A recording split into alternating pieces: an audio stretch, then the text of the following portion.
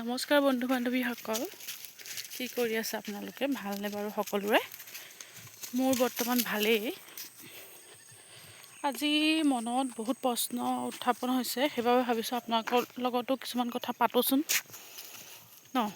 পাতিলে আকৌ মনবিলাক ভাল লাগে। কথাটো এনেকুৱা, মানুহে জীৱনত মানে কি হয়, বহুতখিনি ত্যাগ কষ্ট কৰিবলগীয়া হয়। আৰু ত্যাগ কষ্ট নকৰিলে জীৱনেই নহয়, হয়নে? সুখ দুখ হাঁহি ধেমালিৰ মাজতে আমাৰ জীৱনটো হয়। গতিকে আমি সুখো পাওঁ, দুখো পাওঁ, হাঁহি ধেমালি সকলো পাওঁ। কিন্তু এই হাঁহি ধেমালিৰ মাজতে আমি আমাৰ জীৱনটো পাৰ কৰিব লাগিব, হয়নে নহয় বাৰু? তাৰপিছত এনেকুৱা কিছুমান কথা আহে দেই, আমাৰ বোৱাৰীসকলক লৈ। আপোনালোক মানে আমি এঘৰৰ পৰা আহোঁ, এখন ঘৰত থাকোঁ। আমাৰ ওপৰত এখন ঘৰৰ সম্পূৰ্ণ দায়িত্ব থাকে। আৰু দায়িত্ব মানে কি, সেইখন ঘৰৰ ভাল হ'লেও আমি ভাল, আৰু বেয়া হ'লেও আমিয়ে বেয়া। গতিকে কিছুমান বোৱাৰী এনেকুৱা আছে দেই, মানে যিখন ঘৰলৈ তেওঁ বিয়া হৈ আহে, সেইখন ঘৰক তেওঁ ইমান তাৰমানে আপোন কৰি ল'ব নোৱাৰে, ভাল নাপায়, আপোন কৰি তেওঁ ল'ব নোৱাৰে। আৰু সেই আপোন কৰি ল'ব নোৱাৰাৰ ফলত কি হৈ যায়, কিছুমান মনত মানে অশান্তিকৰ পৰিৱেশৰ সৃষ্টি হয়। দেহা খুচি দিব গৰুৱে, আমাৰ গৰু নহয়, আমাৰ গৰু বেলেগৰ গৰু। গুচি আহা, বেলেগৰ গৰু, গুচি আহা। নহয়, আহা তুমি আহা। অশান্তিকৰ পৰিৱেশৰ সৃষ্টি হয়। আৰু সেই সৃষ্টি হ'লে কি হয়, মানে বোৱাৰীজনী থাকি ভাল নাপায়। কাৰণ কেলৈ, সেইখন ঘৰত সকলোতো নিজৰে হয় ন। তাইহে গৈ পেলাই সেইখন ঘৰ নতুন মানে, গতিকে কি হয়, তাই প্ৰতিটো ক্ষেত্ৰতে এডজাষ্ট কৰিবলগীয়া হয়। আৰু ভাল আৰু বেয়া দিশ থাকিবই দিয়কচোন, মাকৰ ঘৰত থাকে ন। সেই তেনেকৈ ছোৱালীবিলাকৰ ঘৰতো থাকে ভাল আৰু বেয়া দিশ দুইটা। আৰু সেই দিশবিলাক কি হয়, কেনেকৈ মানে আপুনি পজিটিভভাৱে ভাবিলে পজিটিভেই হ'ব, আপুনি যদি নিগেটিভভাৱে ভাবে সঁচাকৈ নিগেটিভেই হ'ব। চবৰে ক্ষেত্ৰতে হয় তেনেকুৱা, কিন্তু কথাবিলাক একচুৱেলি পজিটিভভাৱে ভাবিব লাগিব। মানে এনেকৈ ধৰক, কোনোবা কিবা এটা ক'লে মানে ঘাট পাতি থাকিব নালাগিব যে মোক এনেকৈ ক'লে মই কিয় এনেকৈ ক'ম, এনেকৈ ভাবিলে নহ'ব। মানে এনেকৈ ভাবিলে কি হ'ব, মিলিব নোৱাৰিব, মানে কোনো মানুহ মিলিব নোৱাৰিব। আৰু এটা কথা মই কওঁ, এই যে ঘৰৰ কথাবিলাকৰ লোকৰ আগত খুচৰি যে কৰি থাকে যে, সেই মানুহবিলাকে কিন্তু খুব ভাল পায় আকৌ।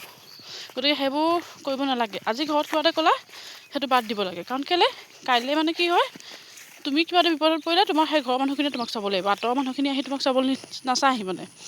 আৰু কি হয়, মানে তুমি যদি আজি ডক্টৰৰ ওচৰত গ'লা বা থাকিবলগীয়া হ'ল মেডিকেলত বা হস্পিটেলত এডমিট হ'বলগীয়া হ'লা, তোমাক কোনে ৰখিবগৈ? ঘৰৰ মানুহেতো ৰখিবগৈ ন। গতিকে কি হয়, সেই আনৰ কথা শুনি বা আনক তুমি মানে কি ক'লা, তুমি মানে আনক আনন্দ দি পেলাই সেইখিনি কথা তুমি ক'বা, আৰু বেলেগে আনন্দ লৈ তোমাক শুনিব, ক'ব, তাত তোমাক জুইত মানে ঘিউ অলপ ঢালি দিব, তোমাৰ জুই উঠি থাকিব, আৰু তুমি নিজে ধ্বংস হ'ব। তাৰ বাহিৰে মানে বেলেগত ধ্বংস হ'ব নোৱাৰিবা।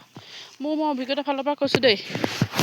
গতিকে কি হয়, সদায় সেই ঘৰখনৰ লগত এডজাষ্ট হ'বলৈ শিকা, মিলিবলৈ শিকা, মৰম কৰিবলৈ শিকা। কাজিয়া চবৰে লাগে ন, মতা মাইকীৰ মাজতো কাজিয়া লাগে, তোমাৰ মা দেউতাৰ লগতো লাগে, বাই ভনীৰ মাজতো লাগে, চবৰে মাজতে কাজিয়া লাগে, সেইটো স্বাভাৱিক কথা, সেইটো লাগিবই। কিন্তু কি হয়, আমি যেনেকৈ ঘৰত মাহঁতে কিবা এটা ক'লে আমি এৰি দিওঁ ন, তেনেকৈ মানে ইয়াতো এৰি দিব লাগিব, লাগি থাকিব নহ'ব। চাবা, ঘৰখন সুন্দৰ হৈ পৰিব আৰু সম্পৰ্কবিলাকো ভাল হ'ব। মই পপাইছোঁ দেখিছা, বহুত দূৰ খোজকাঢ়ি আহি আছোঁ। একচুৱেলি বাৰীত কাম কৰি আছে মানুহে, চাবলৈ আহিছোঁ, সেইটো কাৰণে আহি আছোঁ। আৰু সেইটোৱে, আৰু কিনো ক'ম, সদায় সুখত থাকিবা সকলো, সেইটোৱে।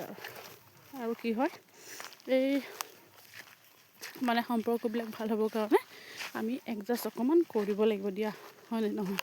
আমিতো এখন ঘৰৰ পৰা আহি এখন ঘৰ চম্ভালিছোঁ, এখন ঘৰ বোৱাৰী হৈছোঁ, এখন ঘৰ দায়িত্ব ল'ব লাগিব আমি ন।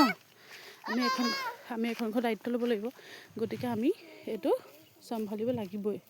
গতিকে অকণমান ধৈৰ্য ধৰি পেলাই, মানে এই যে কথাৰ প্ৰতি উত্তৰ দিয়া বা কিবা কৰা সেইবোৰ নকৰি, অকণমান ভালভাৱে ক'লে কথাবিলাক, বা অকণমান সহ্য কৰিলে একদম জীৱনটো ৰঙীন হৈ পৰিব। আৰু কি হয়, মানুহজনক অকণমান গুৰুত্ব দিবা। কাৰণ মানুহজনে কি হয়, তোমাৰ একদম মানে জীৱনে মৰণে তেওঁৱেই আৰু।